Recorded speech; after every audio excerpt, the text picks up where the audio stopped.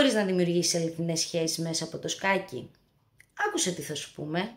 Ένα πολύ βασικό κομμάτι μπορώ να πω από το σκάκι είναι οι παρέες και οι φιλίες. Εγώ προσωπικά, ας πούμε, έχω κρατήσει πολύ δυνατές φιλίες. Και μία από τις πιο δυνατές μου φιλίες είναι... Αυτό μου ήρθε τώρα αυτό σκεφτόμουν. Ναι, είναι με το άτομο που ήταν, ας πούμε, ο αιώνιος αντίπαλός μου.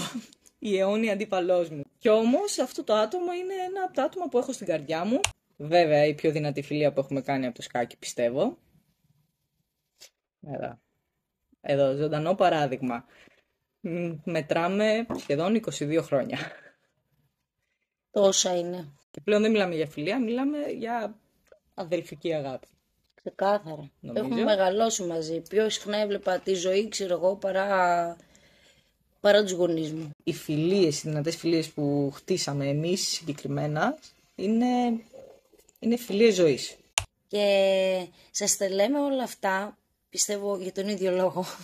Θα δείξει για πες τη θέση. Γιατί το σκάκι, είναι σκάκι, αλλά μέσα από όλο αυτό δημιουργήθηκε αυτό. Στιγμιότυπα από ένα βίντεο που τραβήχτηκε πριν 2 χρόνια. Αν έχεις αντίστοιχες εμπειρίες, γράψε μου στα σχόλια.